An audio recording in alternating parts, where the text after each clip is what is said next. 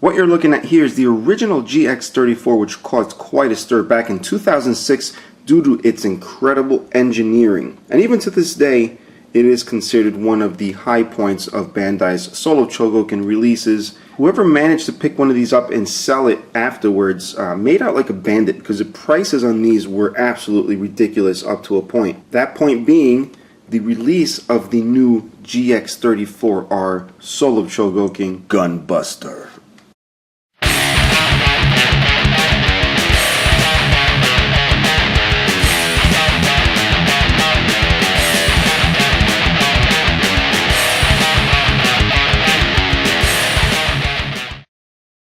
What's up, everyone? It's Charles here with RocketPunchArmy to take a look at the GX-34 Soul of Chogokin Gunbuster. I was actually very excited to receive this. It looks like Bandai is taking a step up when it comes to boxes, because I'm liking the finishes that they're doing lately. It's got a nice matte finish with some glossy bits. I'll show you right there, little glossy bits, which makes it look a little more high-end than the boxes we're used to, which already looked really nice. But I'm glad they're, making an effort to make these boxes look really nice, because the majority of Soul of Chogokin collectors do hold on to the boxes, including myself. On the back here, we see a lot of photos of Buster 1 and Buster 2, and obviously Gunbuster here. A little transformation sequence down on the left. If we look over to the right, we see a lot of his gimmicks. The Buster Shield, the Buster Home Run, the Buster Tomahawk, and right up here, the Buster Collider. All that stuff we're going to check out, but let's not concentrate so much on the box. Let's go ahead and open this up, because there's quite a lot to look at. You're probably here watching this video either because you have the original, want to know if it's worth getting the new one, or you just want to see if it's even worth jumping into this at all. Alright, so like I said, there's a lot of stuff to look at. We're going to show you here really quick the instruction booklet, which is full color and beautiful as always. We have this tray here, which is full of all his hands and weapons. Alright, we have this white box here. Can't see what it is, but it is the included base or stand. Then we have the styrofoam tray here, which is over 12 inches long. This is about, what, maybe 14-15 inches worth of styrofoam. And you can almost just see them in there. This little cutout, I think, is made for these little antennas, not to get busted up in there. Getting into the styrofoam here, we have Buster Machine 1 and 2, and some of the panels here, which we'll get into that later. So here is Buster Machine 1. If you're a previous owner of Gunbuster or familiar with the figure, you will notice right away that there is a color difference. This is more on the bluish side, purplish metallic, it looks like almost. Now you do have to do a couple of things with this before we even get started to look at this, and that's attach some parts, unfortunately. And that is due to the fact that Gunbuster was never designed to be a toy. So they never worked in that whole engineering thing before even doing the anime. They just pretty much did the anime and let magic do the rest. So until we have demonic crazy magic in the future of technology, we're going to have to do a little, parts fitting on this. We'll just start by attaching these side covers. Then you have to go ahead and attach these fins. They are each coded here, like L1, L2, stuff like that. Just follow the instructions. You got to put them in a certain way on each side. Then we're going to attach this panel to cover this here. If you have any issues, like I did for the past freaking half hour, make sure this is on an angle, not straight, because then this won't fit over the top. It's very vague in the instructions, but it's an angle then straight, okay? And that will allow you to snap this in much easier than it was for me. Alright, so there we have Buster Machine 1. Let's go ahead and check out Buster Machine 2.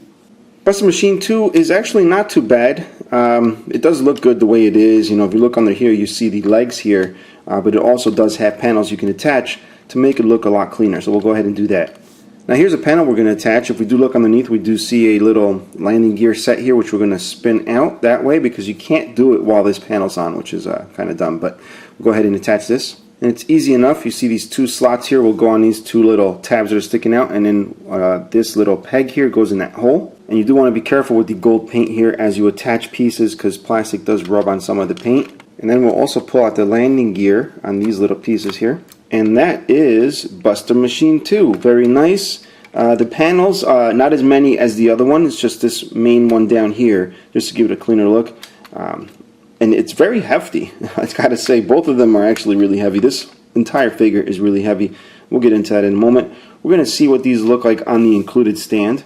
Alright, now I've taken the base parts out of the box, and this has made me a little bit lazy. You guys know I'm not a big fan of stands. Anytime I see a stand that's complicated and whatever, I feel like punching a hobbit if there was one standing next to me. But I'll make the effort to put this together for you guys, alright? Alright, so here is the base for all you base lovers. I hope you can see this freaking thing with my black background because I'm not going to change it for now. Alright, so we're scanning up, we are looking at it. It's just a big tower, like a, you know, thing where they fix robots, I guess. I know, a hangar, there we go. But not really a hangar, just a pole here with little stands. Have no clue what to call this. But here it is. We're going to spin it around so you can see it. It's got nice detailing, actually. It's not too bad. It's not a plain looking stand. It does have a little spot here for a little figure, which I'll show you in just a second. At the very bottom we see a little nameplate, which is the same size as the regular smaller Chogokin. In this case they've just put it on this big gigantic one. You'll also notice something, they did the alternate spelling of Chogokin here.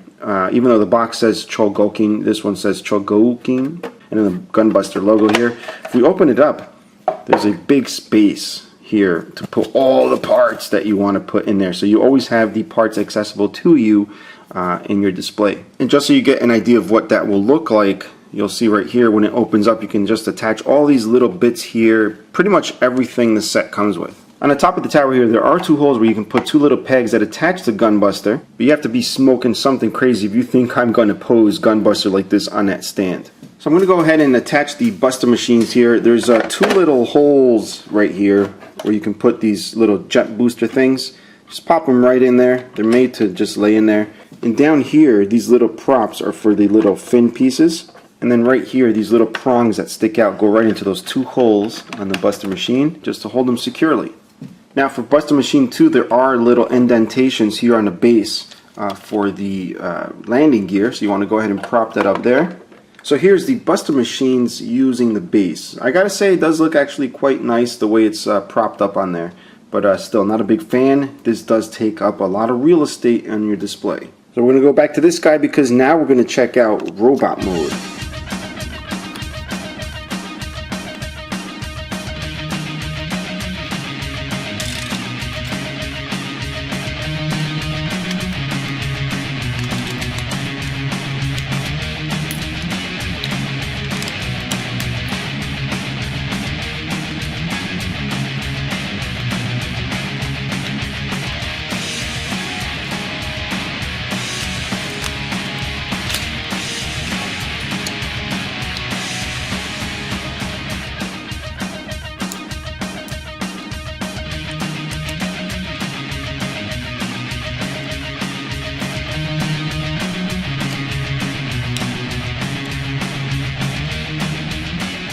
Now we get to enjoy him here in full completed robot mode. There's a couple things I want to go over since my sequences just go right through the transformation without pointing anything out. And the fact that this is two pieces of machinery here, the Buster Machine 1 and 2. And they do have to connect. I don't know if you saw the little two booster looking things that push right in.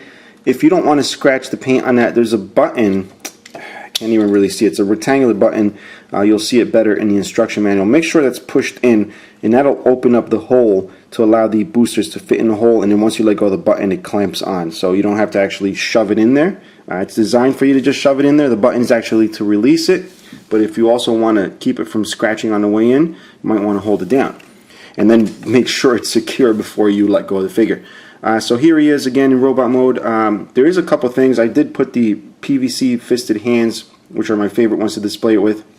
You also get these little like masterpiece type hands, which are supposed to be the ones you leave in there for perfect transformation, I guess. You also have these flat finger hands, which have little red missiles right inside. You can almost see that there. And he's got this hand here with a little dimple, and that's to hold this little figure here, which I mentioned earlier. I guess he holds it in his hand. That is the RX-7, and I wanted to take a look at him up close because just check out that detail. Look at those paint apps. Look at the detail that's been put on the face. And he's got a pair of hands that are just splayed open like this one here. Then he's got these hands here, one with a ball joint on top, one with a ball joint on the bottom to recreate his signature arms crossed. Now to create his signature arms crossed pose, you do need to remove two panels, which I've already done here. And that's easily done. Just make sure that the elbow is pivoting this way and you can take off the top two right here. You can actually take off any of them, but it looks like the instructions are pointing at these two, and just pop them right off. They're actually not a lot of fun to pull off. I wouldn't do this too many times because there's two little tabs. That's all they're held on with. You know, I wish they just would have devised something better for this, but you know, that's the way it is. So just take off both. Next, attach the hands with the ball joints. It's always a little tricky installing the hands because the arms always want to just fold in, so you kind of want to hold it by this collar, pop it in. Then you have to bring this arm across with this hand up, and you have to detach the shoulder from right here. You're going to see there's an extra articulation that allows the arm to come across almost completely. Bring it down, and this is really the reason why you had to remove the panels in the first place, because it's going to be hitting up against the chest, and then somehow this sort of has to go down this way. You just have to work it around till you get it where you want it, and you have to do some more articulation magic here. Bring this shoulder out, and again, I don't even think I would ever leave it like this. It just seems like way too much work for what it is. But if you wanted to recreate that pose, if you're a big Gunbuster fan, you can. Now this is the best I could do. I'm not really going to futz around with it. I don't want to mess up this gold paint because I did scratch it already. Not from doing this, just some other transformation. But if you wanted to have an idea of what's going on here, it does tell you in the instructions how to do it. If you really absolutely have to do it, you'll see it does cross the arms pretty well compared to the way I have it.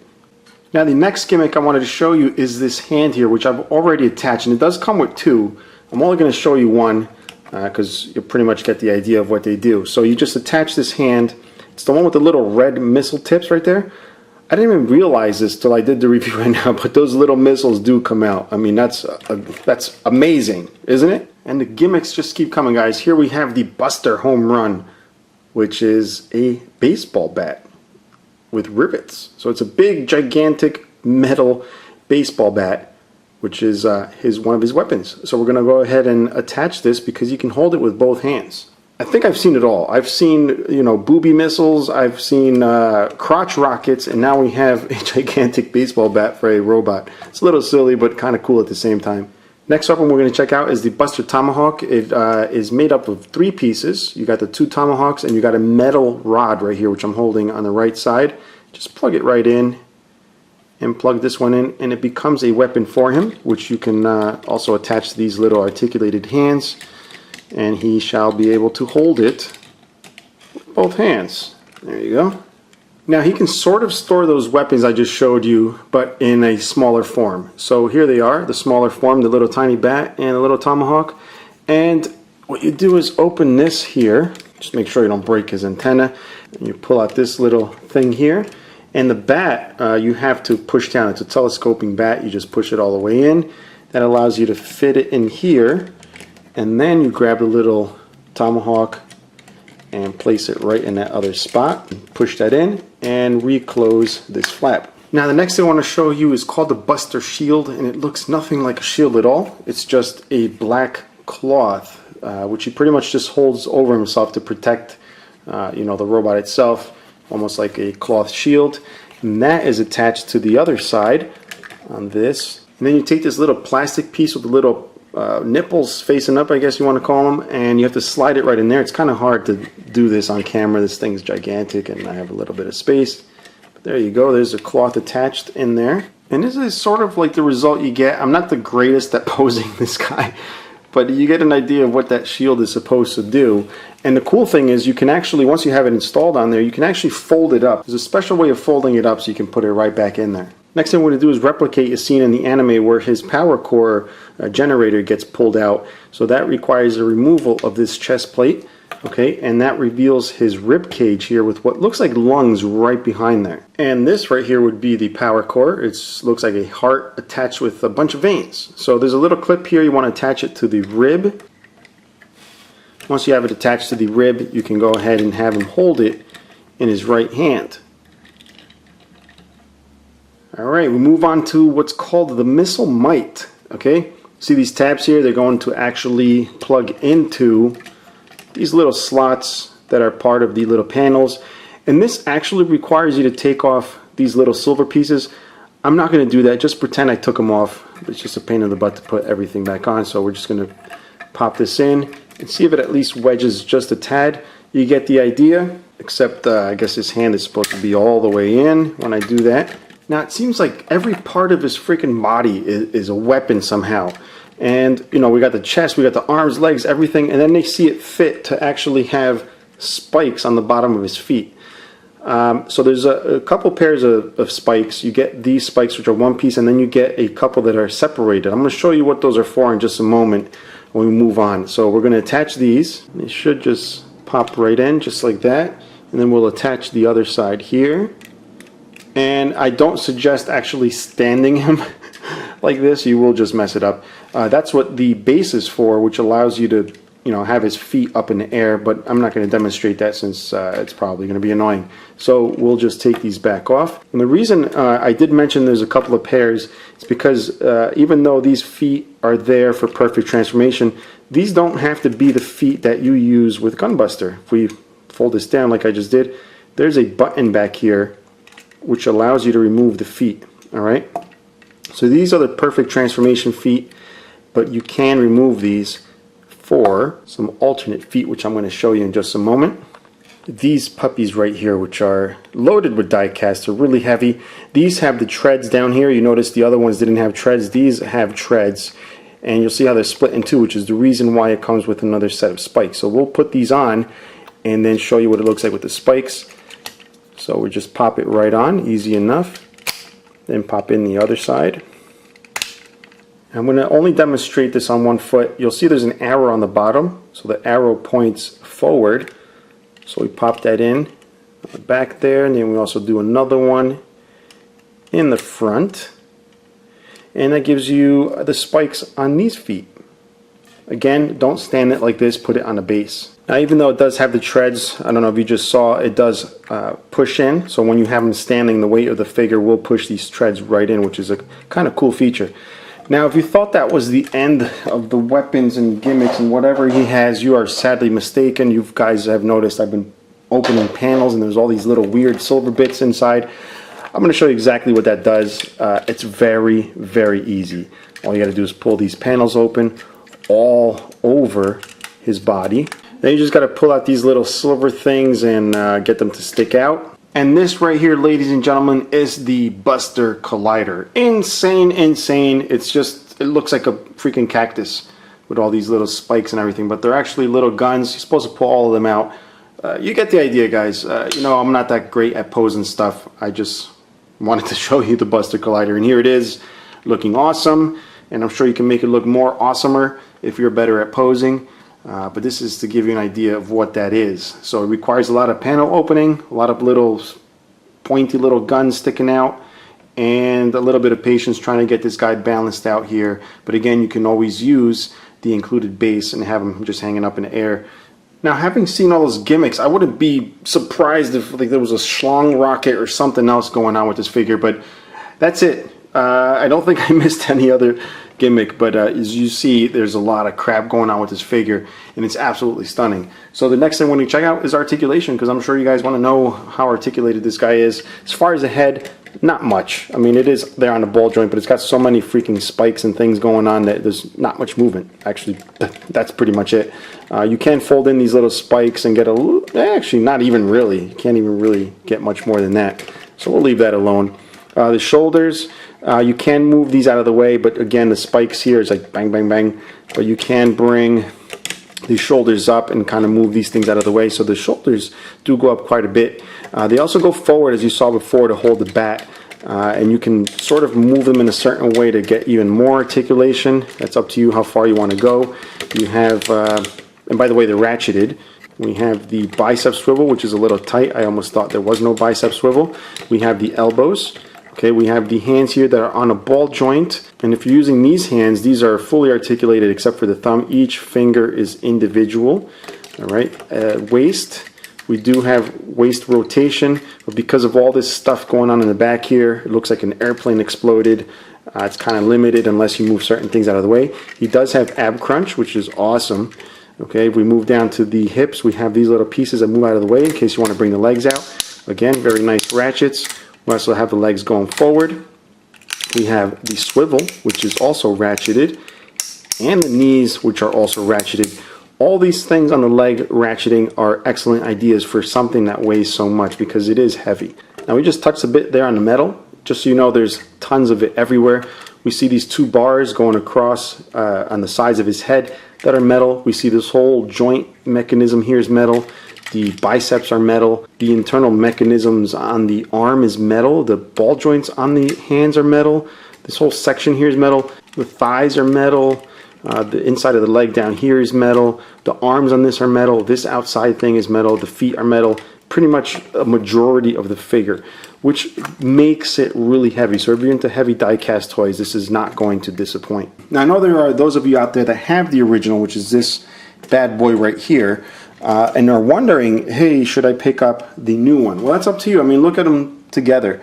Depending on what you're looking at for reference, either one could be, accurately colored. Now, as far as paint, this one seems to be a little more metallic. It's got more metallic flakes, even though this is metallic blue paint. This one seems to be just a little more glamoury as far as the little specks in there of glitter. It's a gunmetal color. You do have yellow highlights. This one has gold metallic highlights. Where this is red here, it's metallic red here. It's like a candy apple red. But aside from that, it's identical.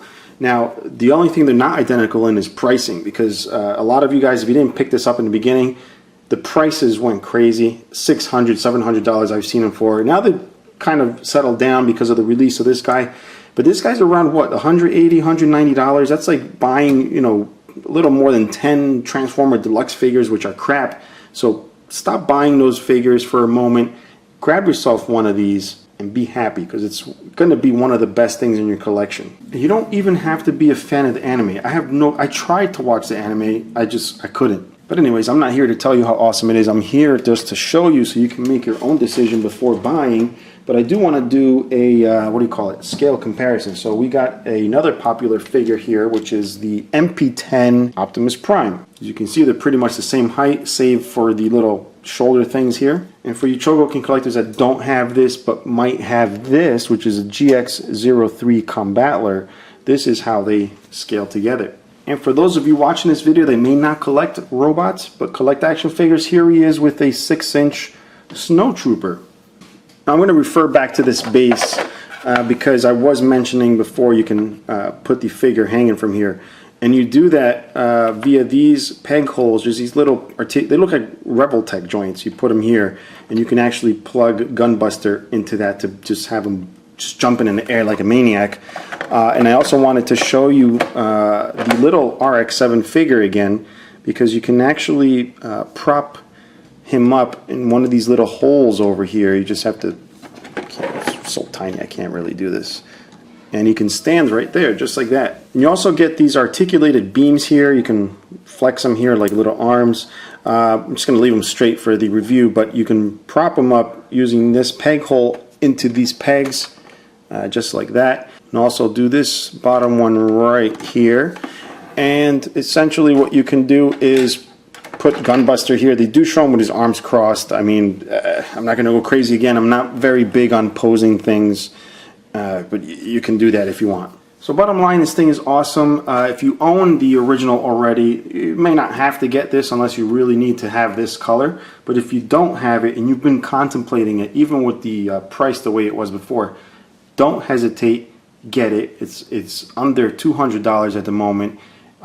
You don't want it to get to the point where it's the same as the original, where the prices are going to shoot up, where everybody starts going crazy. Oh, I need a Gunbuster. I missed out on a thing. Just get it now. And if you do want to get one of these, there's a link in the description of Big Bad Toy Store where I got mine. And you'll find other cool stuff there, so check it out. If you have any questions or comments, leave them below. If you're enjoying the videos, guys, as always, share, subscribe, tell your friends about it. And maybe help me out by supporting the channel so I can bring you more reviews in the future, guys. Until next time, bye-bye.